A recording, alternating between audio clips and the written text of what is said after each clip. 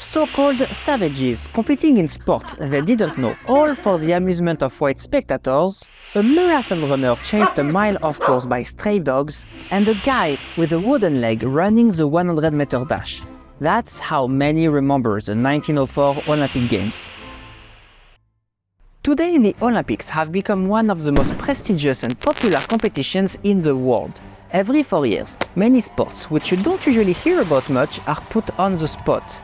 This gives an incredible opportunity to athletes to promote their discipline, their country, and to have a chance to shine in front of a world stage they could only dream about.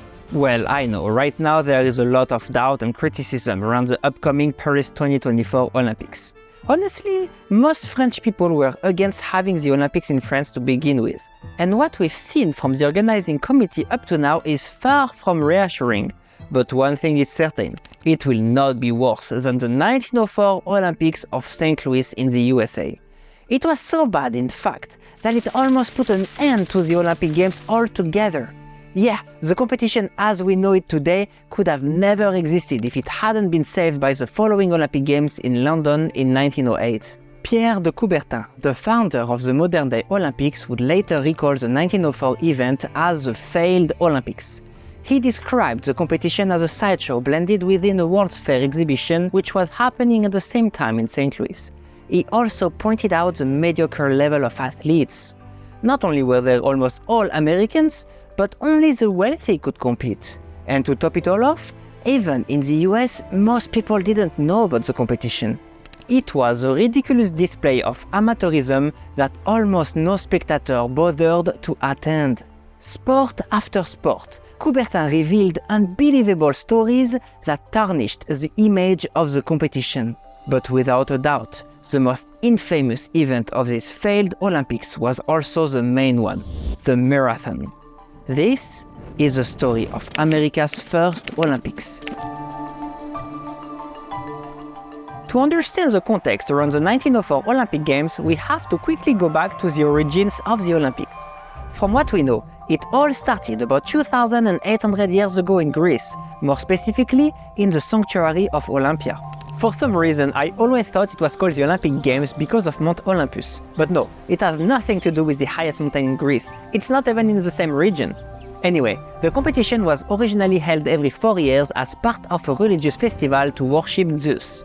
It gathered the best athletes from all across ancient Greece, such as the city-states of Athens, Sparta, Corinth, and other ones I cannot pronounce any better. Those athletes competed in events such as sprinting, jumping, wrestling, or chariot racing. Much like today, the Olympic Games were already an ego contest between the different governments and their respective athletes. But at least back then, the athletes who won were actually treated like heroes afterwards.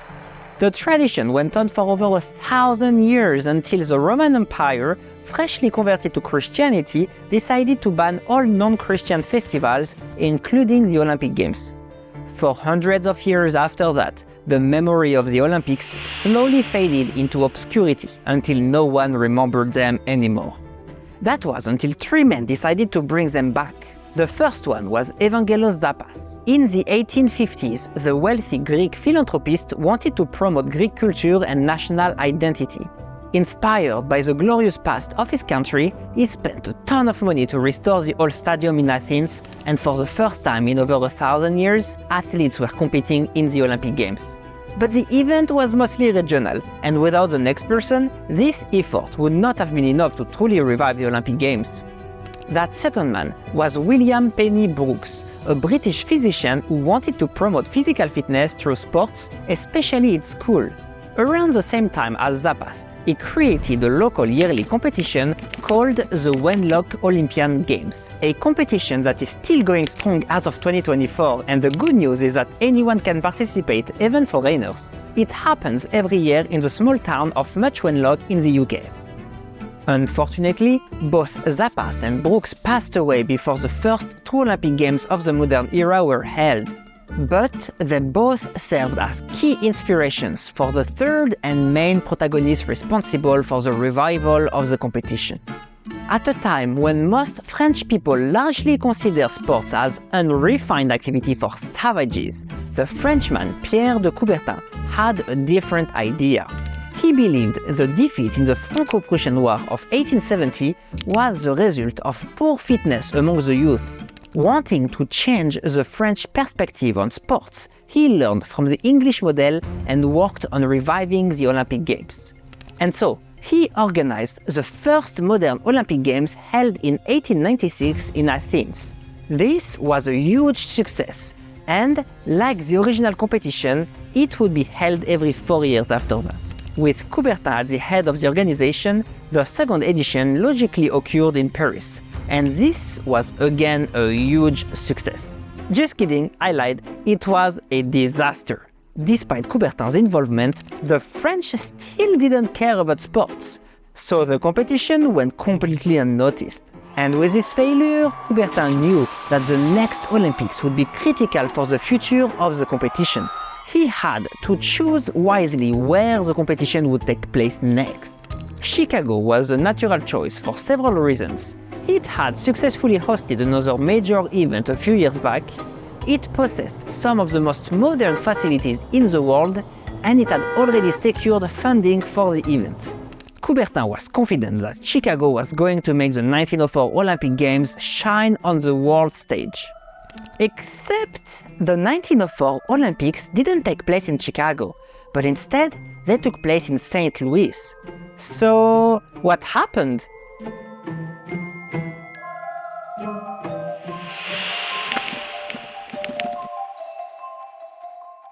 If you don't know what is a World's Fair, it's basically a giant exhibition where the host country shows their achievements to impress the world. For a few months, they become the center of attention while displaying the country's technology and power. For example, the Eiffel Tower was initially built specifically for a World's Fair in Paris. These fairs are also called universal exhibitions, and they still happen nowadays, even though no one really cares about them anymore. However, back in the 1900s, they were the most important events around. If I'm talking about that, it's because the American city of St. Louis was preparing for the 1903 World's Fair. But the problem is that there was a lot of work left, and the city knew they would not be ready on time, and they would have to delay the Universal Exhibition to 1904. So when St. Louis officials heard about the upcoming 1904 Olympic Games in the nearby city of Chicago, they saw it as a threat to the success of their fair. St. Louis feared that another major event happening so close and at the same time would throw shade at their exhibition. Unfortunately, they couldn't do much about it except wait for an opportunity. And oh boy did an opportunity manifest when they realized that a full year and a half after Chicago got awarded the Olympics, they still hadn't done anything about it yet. Worse, the funding they promised was nowhere to be found. St. Louis, also known as the Mound City, didn't skip a beat and jumped on the chance to officially ask for the Olympics to be played along with the World's Fair. They didn't care at all about the Olympic Games, they just didn't want anything to outshine their event. Because of their motivations for hosting the Olympics, you easily understand that it's not looking like a great option. And Coubertin wasn't stupid. He would not transfer the Olympics to the Mound City just because they asked for it.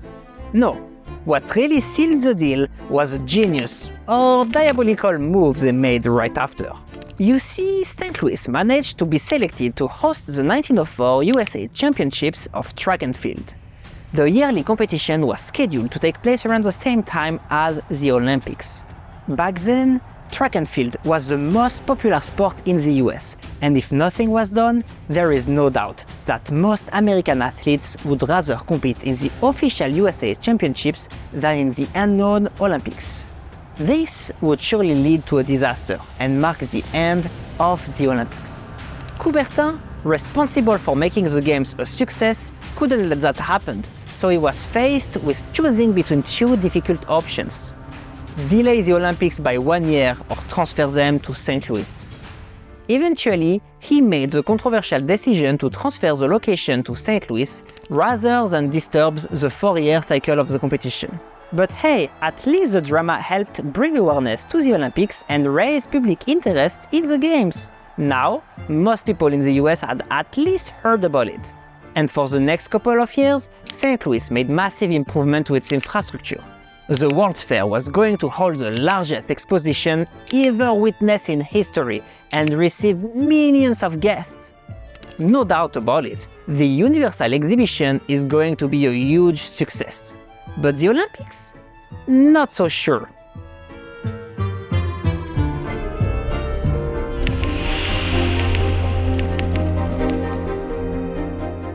The man in charge of the organization of the Games was an American sports official named James Edward Sullivan.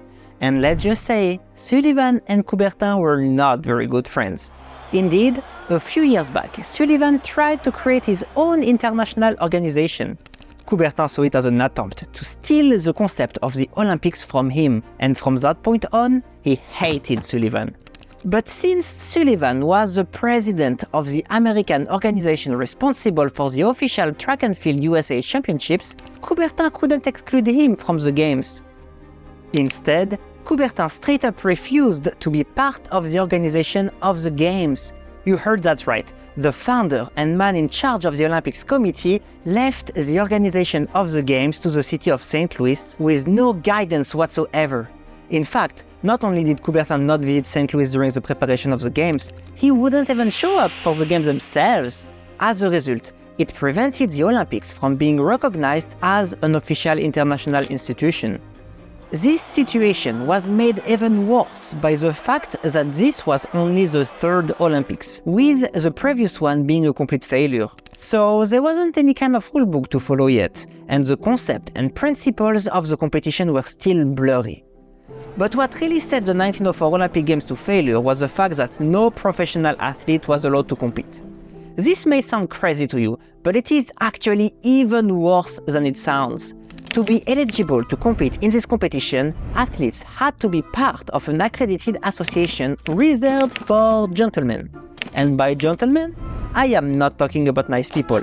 I am talking about wealthy people. Basically, excluding professional athletes was just an excuse to exclude working class people from competing in the Games.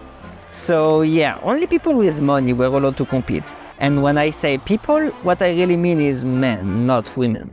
But with all that being said, it's finally time for the World's Fair and especially for the Olympics to begin. But from the start, nothing goes right.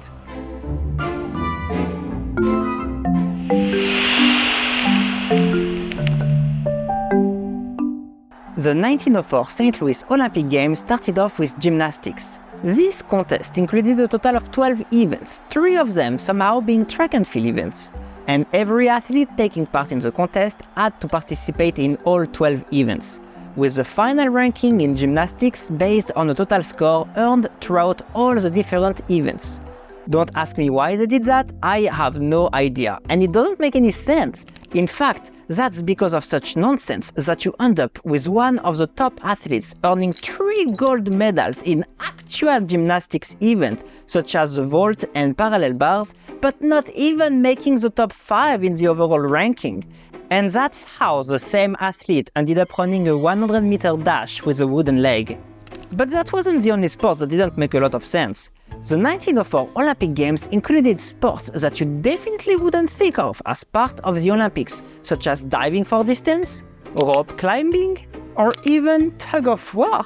The Games also included one sport that is actually going to make a comeback at the 2028 Olympics.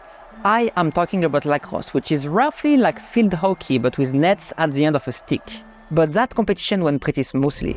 Except for that one guy on the winning team who lost all his money by gambling at the fair a few days later. However, one competition that didn't go that smoothly was cycling. And it's really not a surprise given the fact that the event was held on a cinder track. Of course, the unstable hot ash caused many falls in a chaotic event that virtually no spectator witnessed. Yeah, no one really cared about cycling at the time, and it really didn't help that the location was quite far from the main site. But unlike cycling, one event that attracted many spectators was also the most controversial one, the Anthropology Days. Well, it was more of a show than an actual competition. Indigenous men had to compete against each other in sports that they knew nothing about, such as baseball throwing, weightlifting, and other track and field sports. Obviously, without any experience or knowledge about the correct techniques, much less proper training, their performance was well below that of the other athletes. But as you can imagine, this was twisted in a way to prove the physical superiority of Europeans and Americans over the indigenous. All of that doesn't depict a very glorious image of the games, but the event that really became the symbol of the failed 1904 Olympics was also the most anticipated one.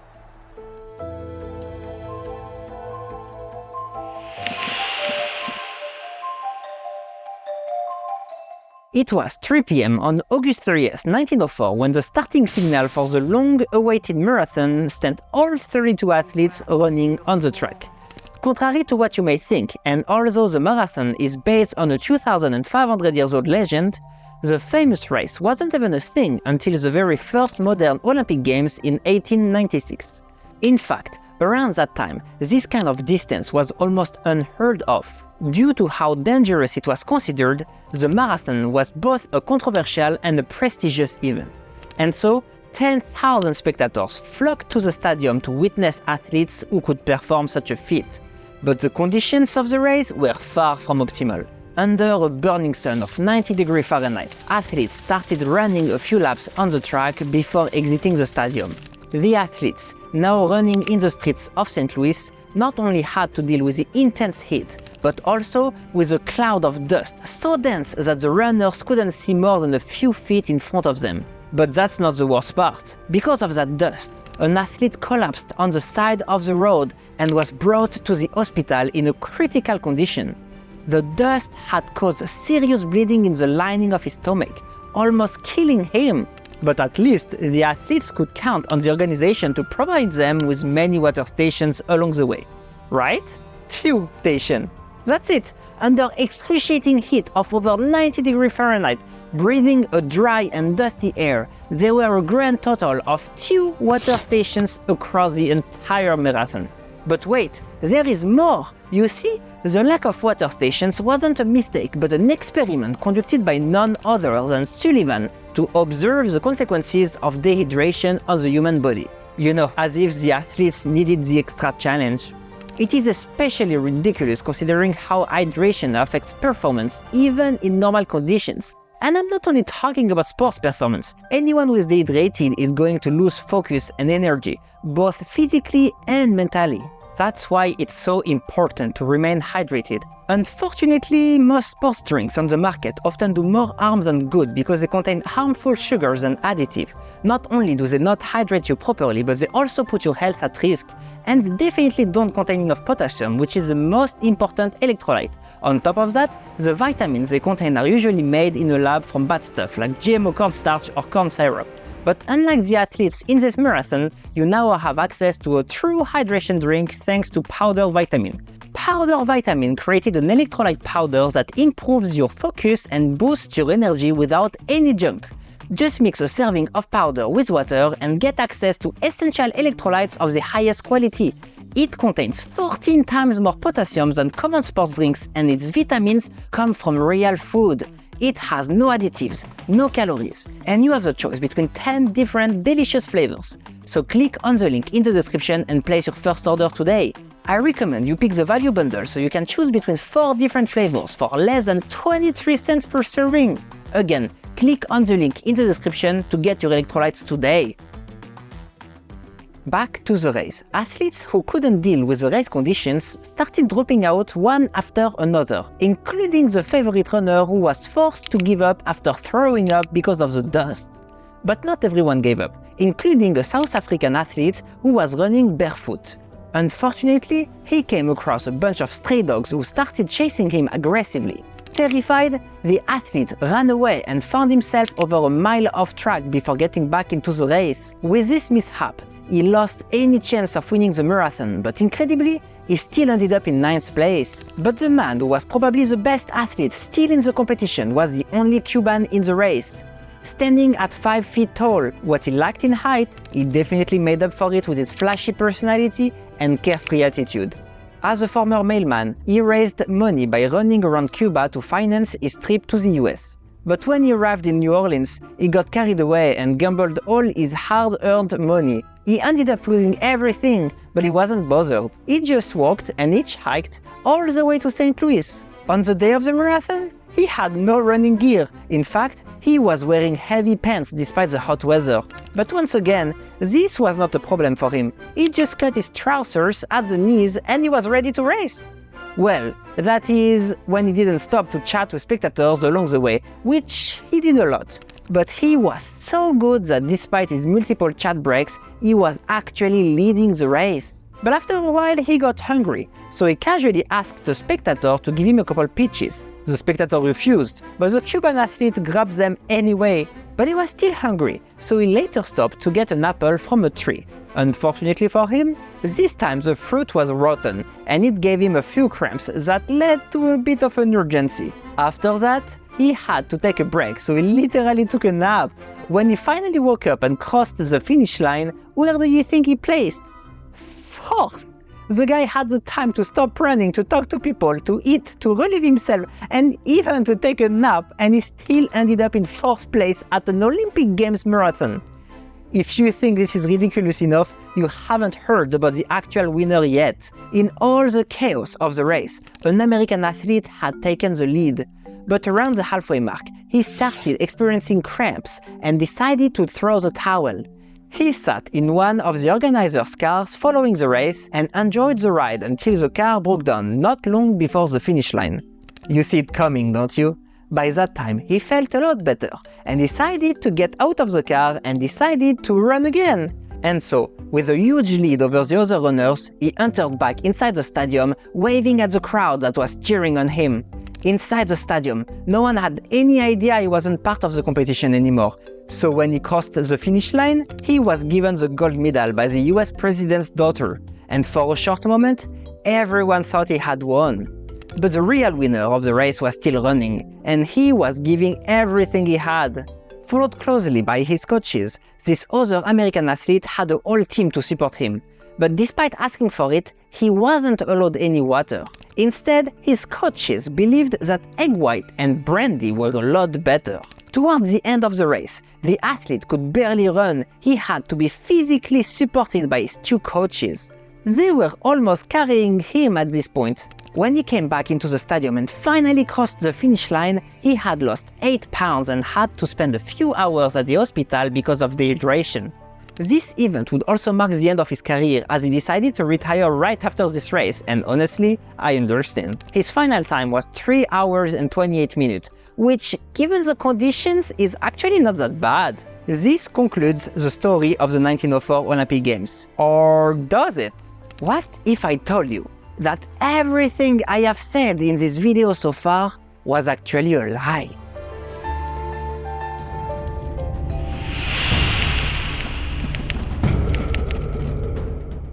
The version of the 1904 Olympics I just told you about isn't my invention. This is actually how most people recall these games, and the culprit of this widespread lie is none other than the founder of the Olympic Games himself, Pierre de Coubertin. Indeed, decades after the St. Louis Olympics, Coubertin wrote his memoir and described in great length how terrible the organization of the Games was. But the final nail in the coffin was put by a famous American reporter who wrote a book whose script was validated by Coubertin, in which he was even more critical of the St. Louis Olympics. By that time, it had been almost half a century since it happened, and there were not a lot of people still alive to remember it. And now, the image of the event was tarnished forever. And now, the 1904 Olympic Games were reduced to a sideshow for the World's Fair. They became the failed Olympic Games, accused of bringing the Olympic concept to the brink of disappearance. They suffered a fate even worse than the truly failed 1900 Paris Olympic Games. But why would Coubertin lie about the St. Louis Olympics? Well, I think you already know the answer. It's the same reason why he didn't participate in the organization or attend the games. He simply hated Sullivan and never forgave him for trying to build his own international organization. Sure, it's petty, but it's not out of character for Coubertin. In fact, I spared you a lot of details on his life, but he made many contradictory statements throughout his career. Besides, he wasn't even in St. Louis in 1904, so we really can't take his word for it. But then, what actually happened during these games?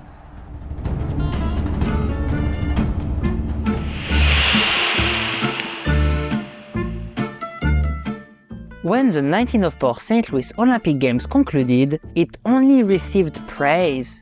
Sure, the following Olympic Games would be much bigger and even more successful, but that doesn't mean the St. Louis Olympics were a failure. In fact, at the time everyone was unanimous, from the spectators to the athletes and in the newspapers. The Games were a success that captivated the attention of the world and provided a significant contribution to growing the Olympics into what they have become today. And this was made possible thanks to Jessie Tarbox Bills, the first female photojournalist in the US. She had a lot to prove in a time when being a photographer was a man's job due to the heavy weight of the equipment. But she was a hustler. And I mean it. She was literally seen running everywhere to take photos that would end up in newspapers all around the US. She went as far as jumping in an ascending hot air balloon without any authorization, just so she could take the photo she wanted. Although the Games gathered 11 countries across 4 continents, it is true that most athletes were American. But when we take a look at the numbers of countries competing and the number of international athletes, they are comparable to the very first Olympics of 1896 in Athens. And we have to put things in perspective here. People just couldn't travel as easily as they do now. It would take athletes almost 2 weeks to travel from Europe to St. Louis, so it's understandable that the home country would have the most athletes. And 120 years ago, things were very different than today, starting with how people considered different cultures. Of course, I am talking about the anthropology days here. And although they were endorsed by Sullivan, they were part of the World's Fair and not the Olympics. Something like that should of course not have existed to begin with. But it's also important to remember that the St. Louis Olympic Games were actually the first ones to allow black athletes to compete. And not just South African athletes. For the first time, African Americans were also allowed to compete, and one of them even earned 2 medals. And despite the restrictions on the kind of athlete allowed to participate, the level of the competition wasn't bad at all. There were even multiple Olympic record-breaking performances. But the biggest lie around the St. Louis Olympics probably concerns the marathon. Indeed, the Cuban who took a nap was never leading the race. He didn't eat an apple, and he never had stomach cramps. As for the guy who sat in a car for most of the race, he did cross the finish line first, but the organizers were not amused and quickly disqualified him. He didn't receive any gold medal, and certainly not from the daughter's president, who wasn't even there at the moment. The other stories may have some truth to them, but they are not as ridiculous as they sound. The Olympics were just starting out and didn't have the importance they do today. It was a different time and a different way of life. Judging the past with our modern views would be no different than asking you to read a book in the dark.